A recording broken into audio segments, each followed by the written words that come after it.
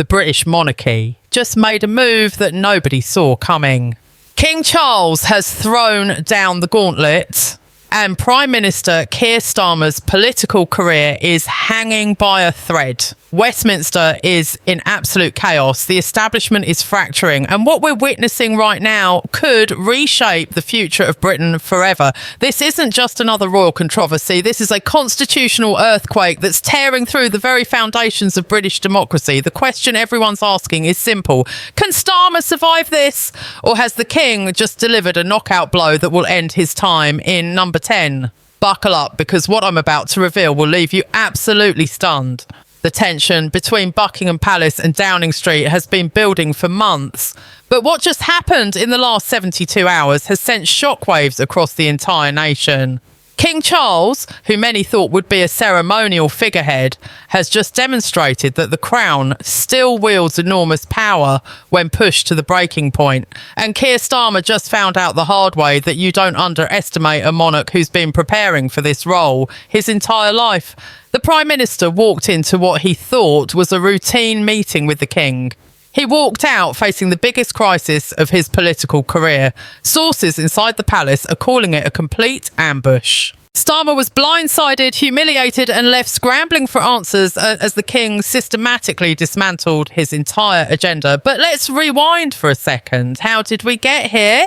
How did the relationship between the head of state and the head of government deteriorate so catastrophically? The roots of this conflict go deeper than most people realise. Ever since Starmer took office, there's been friction.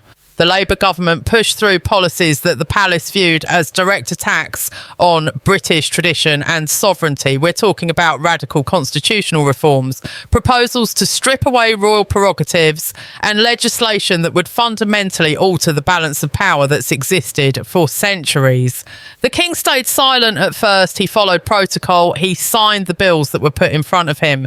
But behind closed doors, Charles was furious. He saw Starmer's government as reckless, ideologically driven and dangerously disconnected from the will of the British people. The breaking point came 3 weeks ago. Starmer's government introduced emergency legislation that would have effectively neutered the monarchy's remaining constitutional powers.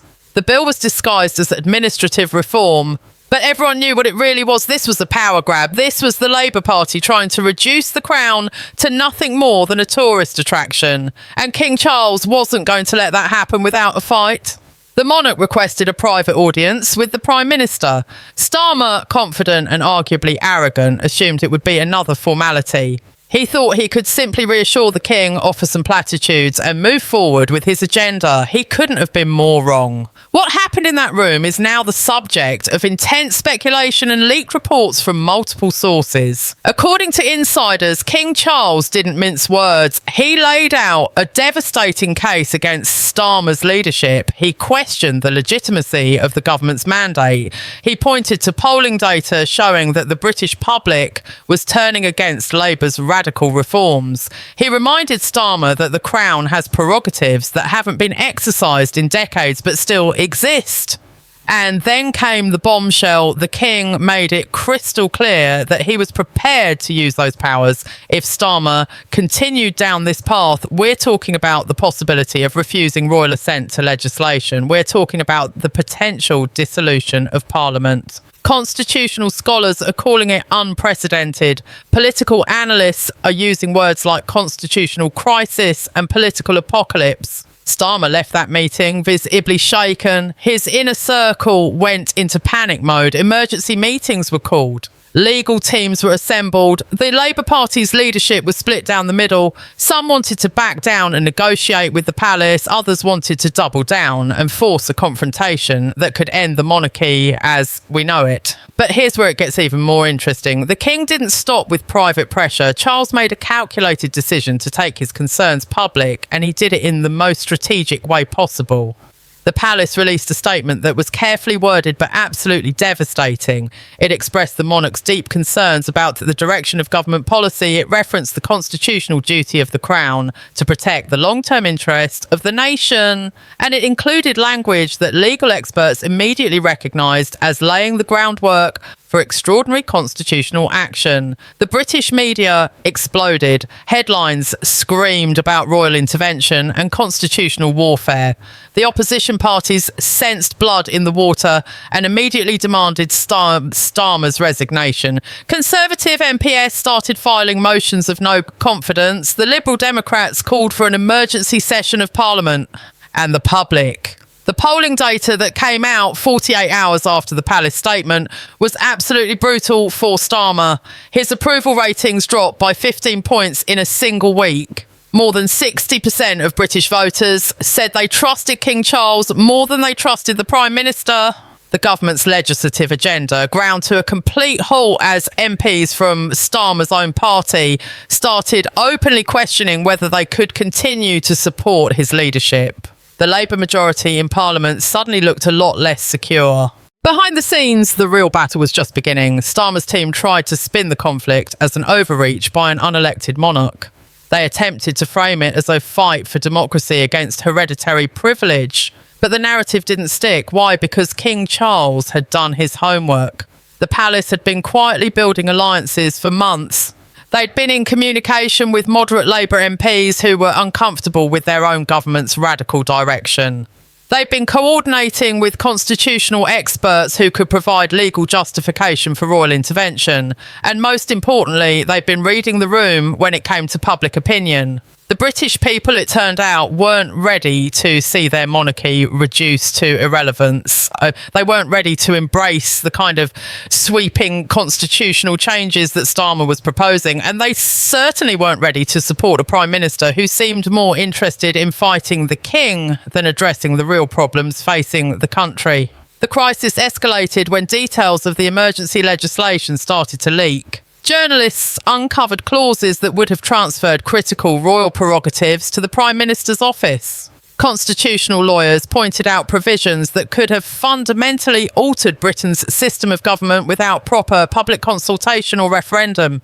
Even some of Starmer's allies started to distance themselves from the proposals. The legislation that was supposed to modernise Britain's constitution was now being characterised as a cynical power grab. And Starmer, who had built his career on a reputation for competence and steady leadership, suddenly looked desperate and out of his depth. The Prime Minister made a critical miscalculation. He thought the monarchy was weak. He thought the British public would support sweeping reforms. He thought he could outmaneuver a king who'd spent 7 decades preparing for this role. He was wrong on every count. Now we're watching the fallout in real time. Cabinet ministers are being forced to choose sides. Some are privately urging Starmer to back down and find a compromise with the palace. Others are pushing him to stand firm and force the constitutional confrontation. The Labour Party's internal polling is showing catastrophic numbers. They're projecting massive losses in upcoming local elections. Safe seats are suddenly looking vulnerable, and the whispers about a leadership challenge are getting louder by the day. But here's what makes this situation so incredibly dangerous. We're not just talking about normal political drama. We're talking about a fundamental crisis in Britain's constitutional order.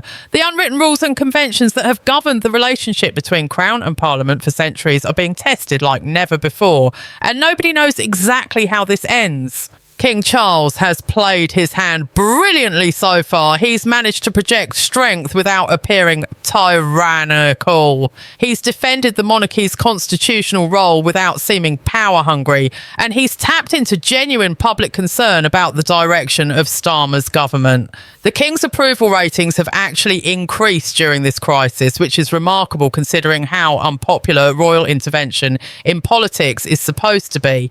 But Charles has framed this not as political interference, but as constitutional duty.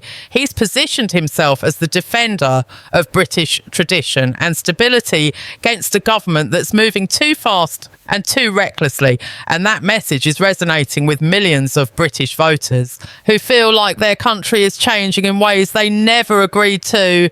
The next few weeks are going to be absolutely critical. Starmer has to make a choice. Does he back down, withdraw the controversial legislation and try to rebuild his relationship with the palace? Or does he dig in, force the constitutional crisis and gamble that the British public will support him over the king? Either path is fraught with danger. If he backs down, he looks weak and his authority is permanently damaged. If he pushes forward, he risks triggering a chain of events that could end his premiership and potentially reshape Britain's entire system of government. The stakes couldn't be higher. We're watching history unfold in real time, and whatever happens next will define Britain for a generation. The constitutional crisis deepened dramatically when King Charles made his next calculated move, one that sent Parliament into absolute pandemonium and left Starmer's government reeling. The King invoked an ancient royal prerogative that hasn't been used in over a century, requesting a formal review of all pending legislation by the Privy Council before granting royal assent. This wasn't just symbolic posturing. This was the Crown inserting itself directly into the legislative process in a way that modern Britain had never experienced. Constitutional experts were scrambling through centuries-old legal texts, trying to determine the exact parameters of the King's authority. What they discovered was shocking. The monarchy retained far more power than anyone had realised. These weren't just ceremonial traditions that could be ignored. These were legally binding constitutional mechanisms that had simply been dormant, waiting for a monarch bold enough to activate them. And Charles proved he was exactly that monarch. Starmer's initial response was defiance tinged with barely concealed panic. He called an emergency cabinet meeting that reportedly lasted 7 hours and devolved into shouting matches between ministers. Some demanded immediate legal action to challenge the King's authority in the courts. Others warned that such a move would be political suicide and could trigger a full-blown constitutional crisis that would make the current situation look tame by comparison. The Attorney General presented a legal opinion that was devastating for Starmer's position.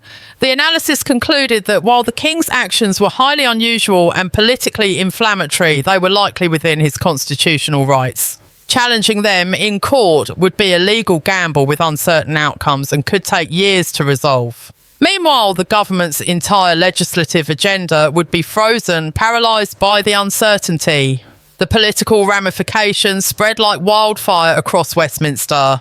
Backbench Labour MPs started breaking ranks publicly. A group of 20 moderate Labour members signed a letter calling for dialogue and compromise with the palace. 3 junior ministers resigned in protest, claiming they couldn't continue serving a Prime Minister who had so catastrophically mismanaged relations with the Crown. The Conservative opposition seized the moment with ruthless efficiency. They tabled a motion of no confidence in the government, citing Starmer's inability to maintain the basic constitutional relationships necessary for effective governance. The debate in the House of Commons was absolutely brutal. Opposition MPs accused Starmer of constitutional vandalism and reckless extremism. They pointed to polling showing that 70% of British voters opposed the government's attempts to diminish royal authority. They argued that Starmer had no mandate for such radical constitutional reform and that his actions threatened the very stability of the British state. But the most damaging attacks came from unexpected quarters. Former Labour Prime Ministers broke their traditional silence and issued statements expressing grave concerns about the current government's approach. Tony Blair, who had successfully navigated his own relationship with the monarchy during his decade in power, pointedly noted that constitutional reform required consensus building and public consultation, not confrontation and power grabs. Gordon Brown published an op-ed warning that Starmer's actions risked undermining centuries of constitutional evolution and could trigger unintended consequences that would haunt Britain for generations. These interventions from Labour's elder statesmen were absolutely devastating because they couldn't be dismissed as partisan attacks.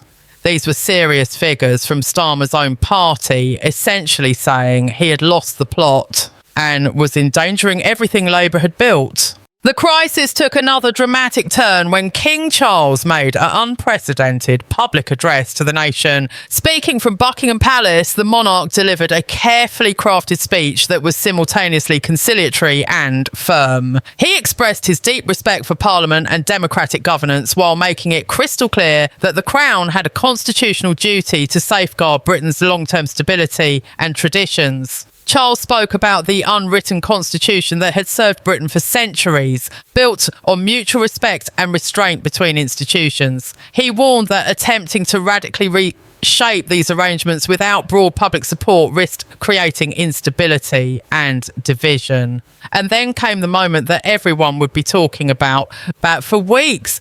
The king looked directly into the camera and said that he would always act in what he believed to be the best interests of the British people, even when that meant making difficult and unpopular decisions.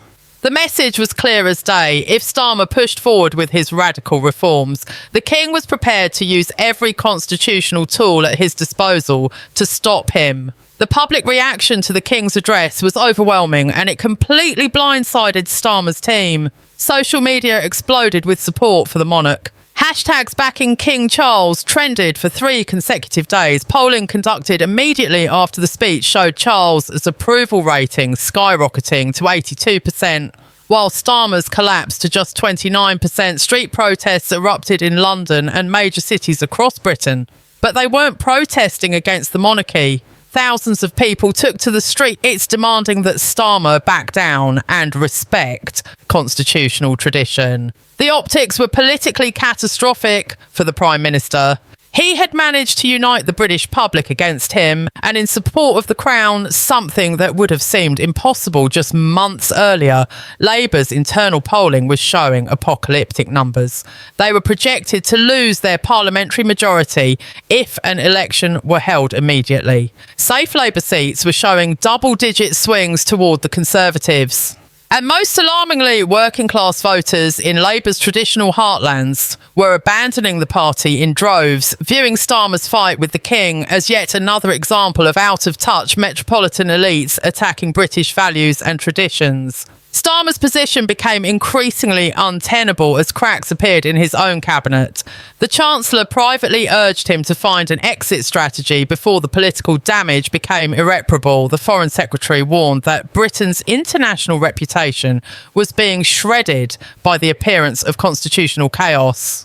Allied governments were reportedly expressing concern about Britain's stability, with some questioning whether the UK could be relied upon as a steady partner while consumed by internal crisis. And then the unthinkable happened. Senior figures within the Labour Party started openly discussing the possibility of removing Starmer as leader. Anonymous briefings to journalists suggested that a significant faction of Labour MPs believed the only way to salvage the party's electoral prospects was to replace Starmer with someone who could negotiate a peace settlement with the palace and restore constitutional normalcy. Names of potential successors started circulating in the political press. The knives were out and Starmer's tenure as Prime Minister was looking more fragile by the hour. The situation reached a critical juncture when the Privy Council announced it would be conducting an unprecedented, comprehensive review of the government's legislative programme. This review would examine not just the controversial constitutional reforms, but the entire policy agenda to ensure compatibility with Britain's constitutional framework. The timeline for completion was deliberately vague, potentially tying up Starmer's government for months. This was the King's masterstroke. Without directly vetoing anything or triggering an immediate crisis, Charles had effectively frozen the government's ability to govern. Starmer was Prime Minister in name, but increasingly powerless in practice. His authority was evaporating in real time, and everyone in Westminster could see that unless something changed dramatically and soon, his days in number 10 were numbered. The question was no longer whether Starmer could survive this crisis. The question was how much damage he would do to his party and his country before the inevitable end came. The final blow to Starmer's crumbling authority came from the most unexpected source imaginable, his own party machinery turning against him in a coordinated revolt that stunned political observers across the nation. Senior Labour MPs who had remained publicly loyal suddenly broke their silence in a devastating coordinated media blitz that left no doubt about their intentions. The rebellion wasn't just about policy disagreements anymore.